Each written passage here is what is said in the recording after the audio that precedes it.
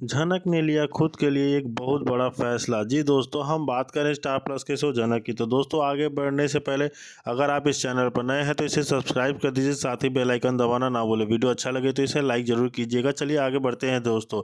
Star plus के most popular show झनक के आने वाले अपकमिंग अपडेट्स बताने वाले हैं। चलिए बिना देरी किए शुरू करते हैं दोस्तों। झनक की जिंदगी का एक नया मोड़ था। हर जगह रोशनी में चमकती थी और मेहमानों से भरा हुआ था। झनक आज एक नए फैसले देने जा रही थी, एक ऐसा फैसला जो उसकी पूरी जिंदगी बदल सकता था। विवाह मंडप में उसे अपने साथ बैठने का इंतजार कर रहा था, लेकिन उसके दिल में एक अजीब सा डर था। क्या झनक ने ये शादी करेगी या कोई नया तूफान आने वाला है? तभी एक जोर का शोर मचता है और सीन शिफ्ट हो जाता है।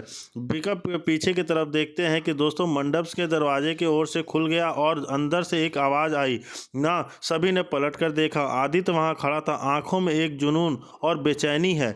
बिहान उस गुस्से से उठ खड़ा हुआ। आदित्य, ये क्या मजाक है? यह मेरी शादी है।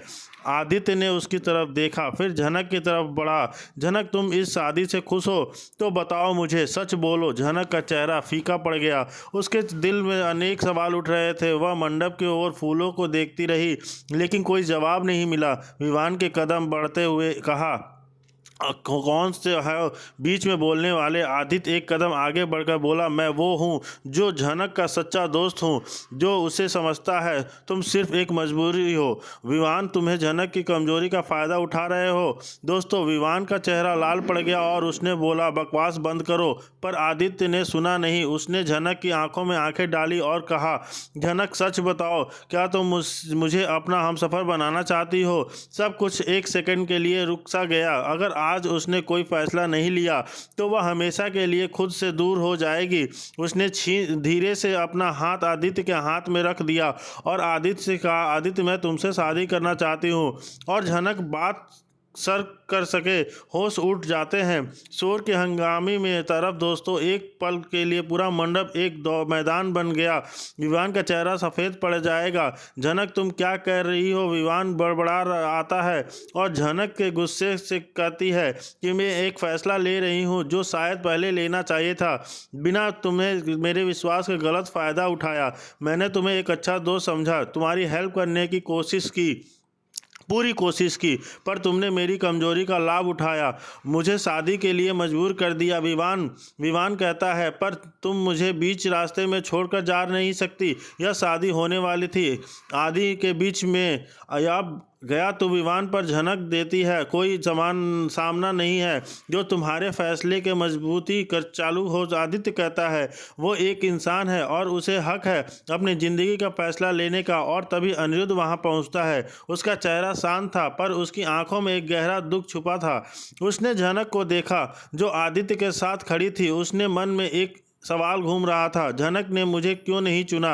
अर्शी उसके पास आई और उसका हाथ दबाए। अनिरुद्ध, तुम ठीक हो? अनिरुद्ध ने सिर्फ एक हल्का सा स्माइल दिया, पर उसके अंदर तूफान मच रहा था। उसने झनक की तरफ देखा और एक अजीब सा दुख महसूस किया।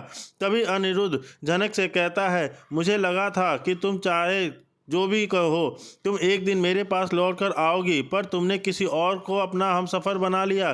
झनक ने उसकी आंखों में देखा, उसके अंदर गिरता हो शायद दुख भी। दोस्तों, उसने धीरे से कहा, सर जी, आप कभी मेरे नहीं थे और शायद मैं भी कभी आप की नहीं हो थी। आपने मुझे कभी समझा ही नहीं।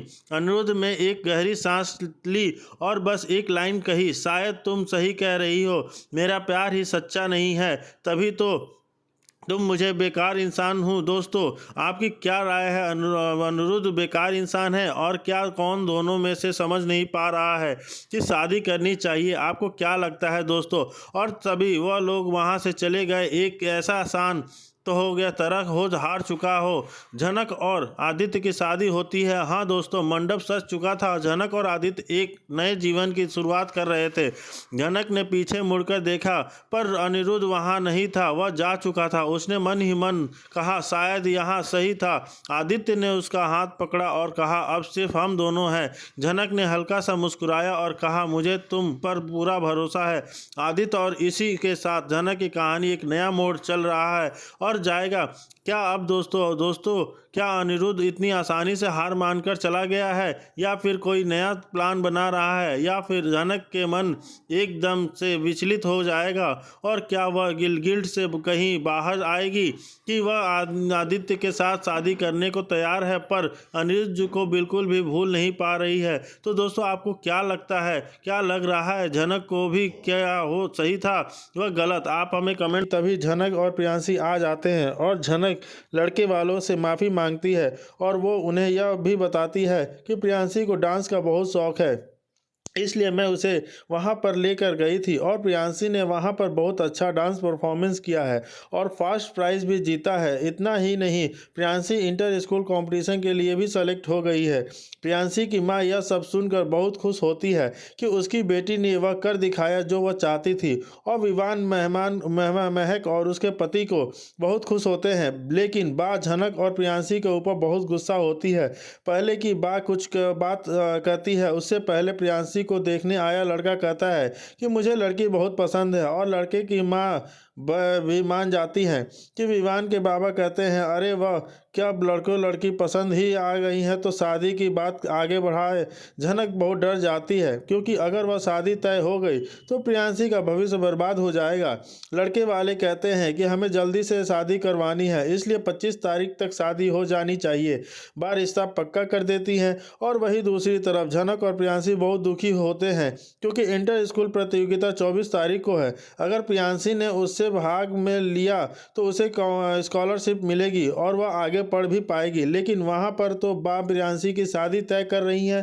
तभी प्रियांशी के स्कूल प्रिंसिपल वहां आ जाते हैं और कहते हैं प्रियांशी की शादी नहीं होगी। यह बात सुनते ही बात चौंक जाती है और वह प्रिंसिपल से जबान लगाती है और कहती है आप कौन होते हैं मेरी पोती की शादी रुकवाने वाले?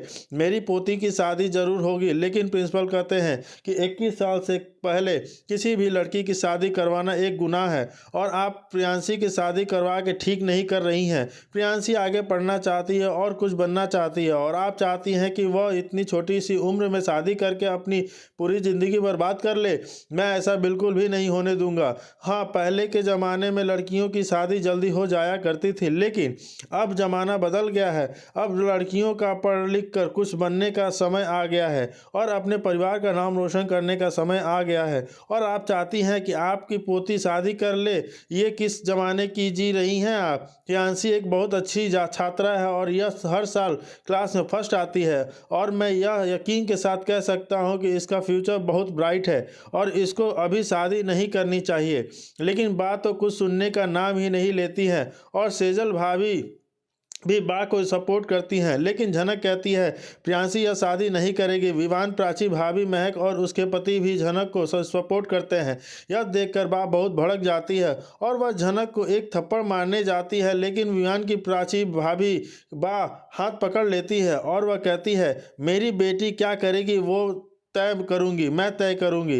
अगर यह चाहती है कि इसे पढ़ना है तो यह ज़रूर पढ़ेगी और आपको कोई हक नहीं है मेरी बेटी की ज़िंदगी बर्बाद करने का। यह सुनकर बा और सेजल भाभी के पैरों तले ज़मीन खिसक जाती है। घर के बाकी सदस्य भी झनक को सपोर्ट करते हैं, लेकिन बा किसी की भी नहीं मानती और वह कहती है कि प्रियांशी की शादी होगी मतलब होगी। लेकिन तभी प्रिंसिपल बा को कहते हैं कि अगर आपने प्रियांशी की शादी करवाई तो मैं आपके ऊपर पुलिस केस कर दूंगा, क्योंकि आपने कानून का नियम तोड़ा है कि अगर किसी भी लड़की की 21 साल से पहले शादी करवा दी जाए तो परिवार को जेल जाना पड़ेगा। यह बात सुनते ही लड़के वाले शादी तोड़कर चले जाते हैं और बा और सेजल भाभी झनक के ऊपर बहुत गुस्सा होती हैं। आज यह लड़की की वजह से इस घर का नियम टूट गया। दूसरी तरफ प्रिंसिपल प्रियांशी को कहते हैं कि बेटा तुम जरूर पढ़ोगी और तुम्हारी शादी तब तक नहीं होगी जब तक तुम ना चाहो। यह बात सुनकर प्रियांशी बहुत खुश हो जाती है और घर के बाकी लोग भी बहुत खुश हो जाते हैं। प्रियांशी खुशी के मारे झनक को गले लगा लेती है और बोलती है थैंक यू चाची, अगर आज आप यहाँ नहीं होती तो यह सब होता ही नहीं। मैं ना डांस कर पाती और ना पढ़ाई कर पाती। झनक प्रियांशी को कहती है प्रियांशी तुम अपनी माँ को भी थैंक यू बोलना चाहिए। प्राची भाभी कहती हैं शुक्रिया छोटी बहू, आज तुमने मेरी बेटी की ज़िंदगी बचा ली। अगर आज तुम यहाँ पर ना होती तो मुझे भी इतनी हिम्मत कभी नहीं आती। ऐसा बोलकर प्राची भाभी झनक के पैर छूने की कोशिश करती है, लेकिन झनक उन्हें रोक लेती है और कहती है, ये आप क्या कर रही हैं भाभी, आप मुझसे उम्र में बड़ी हैं, वैसे भी मैंने तो प्रियांशी की खुशी के लिए यह सब किया है। विवान यह सब सुनकर बहुत खुश होता है और क्योंकि झनक ने उसकी भतीजी के लिए इतना बड़ा जोखिम उठाया, विवान को झनक के ऊपर बहुत गर्व होता है। प्रियांशी झनक से कहती है कि छोटी चाची आप प्लीज़ कभी हमें छोड़ के ना जाना। यह सुनकर झनक कुछ नहीं बोल पाती। दूसरी तरफ बा और सेजल भाभी झनक के ऊपर बहुत गुस्सा होती हैं और वह सोचती हैं कि इस अमेरिका वाली लड़की को तो सबक सिखाना ही पड़ेगा। तो दोस्तों, आपको क्या लगता है, क्या झनक प्रियांशी की शादी तोड़कर ठीक किया या गलत? कमेंट में ज़रूर बताइए और ऐसे ही नए अपडेट्स के लिए हमारे साथ बने रहिए। वीडियो अच्छा लगे तो इसे लाइक कीजिए, सब्सक्राइब कीजिए और साथ ही बेल आइकन दबाना ना भूलिए कि आने वाले एपिसोड के बारे में आपको पता चलता रहे। और हमारा वीडियो कैसा, आप हमें कमेंट सेक्शन में बताइए। जैसा भी हो, अगर हमें कमेंट सेक्शन में ज़रूर बताइए। वीडियो अच्छा लगे तो इसे लाइक शेयर ज़रूर कीजिएगा दोस्तों। और रही बात झनक की, तो उसकी ज़िंदगी में क्या आगे मोड़ लेगा वो तो भगवान ही जानते हैं, या तो मेकर्स जानते हैं कि उसकी आगे की लाइफ क्या करेंगे, कहाँ लेके जाएंगे। अब विवान क्या सोच रहा है, क्या चाहता है कि वह उससे शादी करेगा या नहीं, भगवान जाने क्या होगा। आगे चलिए देखते हैं दोस्तों, बने रहिए हमारे साथ। नमस्कार।